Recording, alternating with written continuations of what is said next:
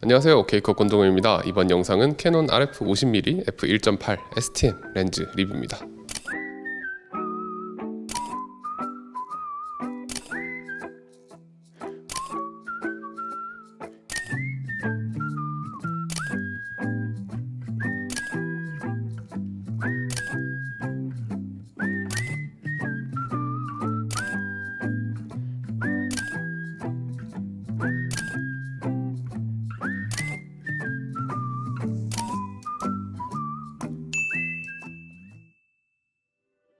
캐논 RF 50mm f1.8 STM 렌즈는 2020년 12월에 출시한 현재도 정가 30만원 정도의 가격대를 가지고 있는 입문용 표준 단렌즈입니다.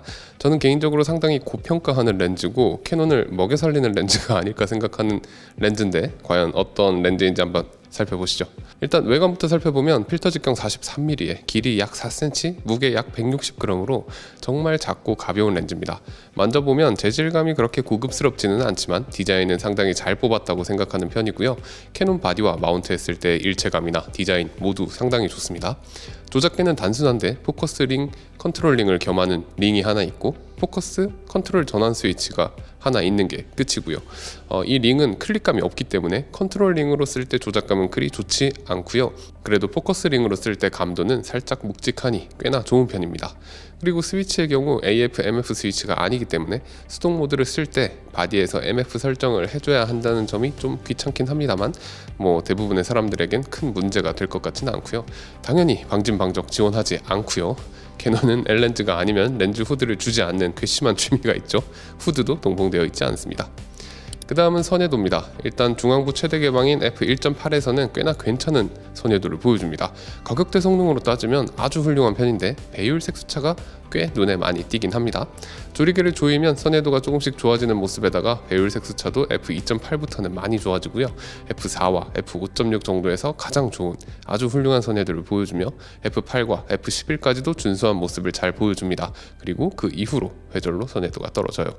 극 주변부의 경우 선회도와 컨트라스트 모두 최대 개방에선 상당히 소프트하고요. 조리개를 조일수록 조금씩 좋아져서 f4 정도 되면 확 좋아지게 됩니다. 그리고 f8까지 좋은 선회도를 유지하다가 그 이후로 조금씩 다시 소프트해지게 돼요.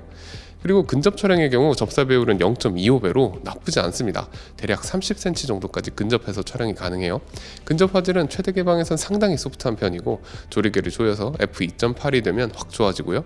f4에서 가장 좋은 모습을 보여준 후 서서히 소프트해집니다. 전반적으로 근접 촬영은 f2.8에서 f8 정도까지 활용하는 것이 가장 좋아 보여요. 최대 개방에서 컨트라스트가 살짝 약하고 배율 색수차가 꽤나 많이 보이는 부분이 아쉬울 수 있겠습니다만 저렴한 보급형 렌즈라는 점을 감안하면 적어도 선회도에서는 상당히 좋은 평가를 줄만 합니다. 중앙부는 최대 개방부터도 아주 좋은 편이고요. 주변부도 f4 정도로 조여주면 상당히 만족스러워집니다.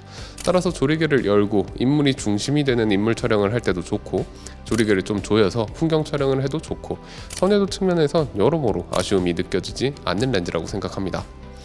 라이트룸에서 프로필 교정 사용 옵션을 끄고 살펴보면 50mm 단렌즈답게 왜곡은 거의 발생하지 않습니다. 다만 최대 개방 시 비네팅은 꽤나 강하게 나타나는데 조리개를 조이면 조금씩 좋아져서 f4 정도가 되면 많이 없어집니다. 포커스는 나쁘진 않은 정도입니다. 어느 정도 아이들이나 동물들이나 포즈를 취하지 못하는 피사체를 찍을 때도 포커스 성공률이 괜찮아요. 하지만 최단으로 오면 올수록 포커스 속도가 느려지기 때문에 한번 포커스가 나가버리면 좀 제자리로 돌아갈 때까지 답답하긴 하고요. 소음이 꽤나 심한 편이라서 동영상 촬영 시 포커스 소음이 유입됩니다. 이거 한번 들려드릴게요.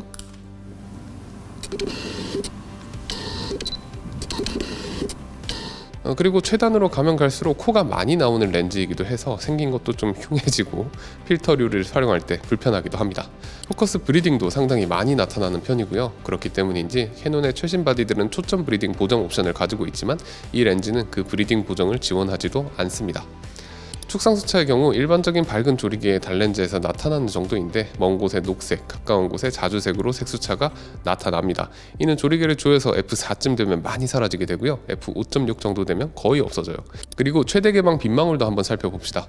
테두리는 좀 뚜렷하고 색수차도 좀 보이는 편이지만 빗망울 면이 의외로 상당히 깔끔합니다. 게다가 7개의 조리개 날을 가진 렌즈인데 최대 개방 시 빗망울의 형태도 동그랗게 예쁜 편이에요. 다만 조리개를 조이면 각이 지기 시작하는데 닭집 모습은 최대 개방 시의 원형과 다르게 그다지 예쁘지 않았습니다.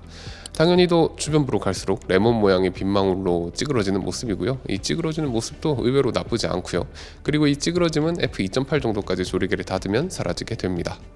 실제 촬영본을 보면 창란원의 테두리와 색수차 덕분에 좋게 표현하면 빈티지한 느낌의 배경 흐름을 보여줍니다.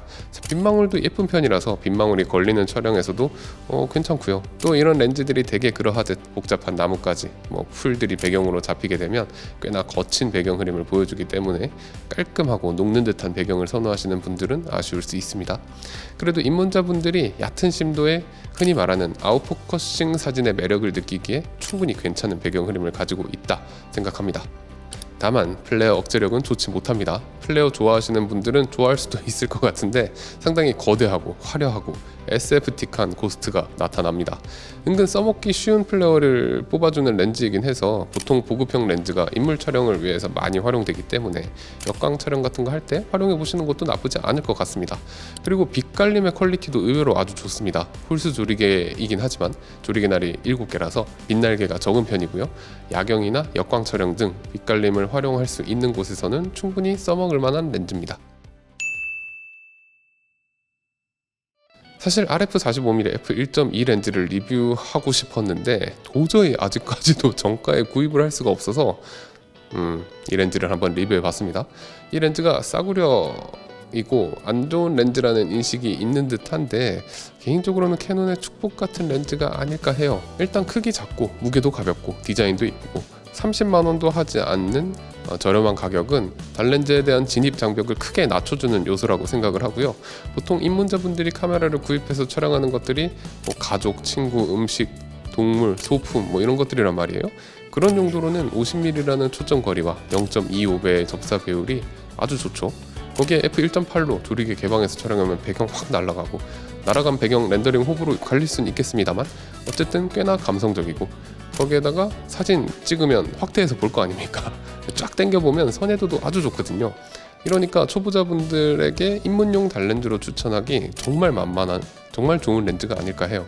물론 이게 보급형 렌즈니까 재질감이 아쉽다거나 배율 색수차가 좀 많이 보인다거나 포커스 속도, 소음 이런 것들 아쉽다거나 코가 나온다거나 등등 단점들이 많긴 하죠. 하지만 가격, 피지컬, 성능, 렌즈의 활용처 이런 거 고려해 봤을 때 입문자는 물론이고 상업에서도 충분히 활용할 수 있을 만큼 제 생각엔 메이저 퍼스트 파티 렌즈 중에선 가성비로 따지면 최고가 아닌가 싶을 정도로 아주 좋은 렌즈라고 생각하고요. 매우 추천드리는 렌즈입니다. 네, 이번 영상은 캐논 RF50mm f1.8 STM 렌즈 리뷰였고요. 지금까지 OK컷 권정호였습니다. 감사합니다.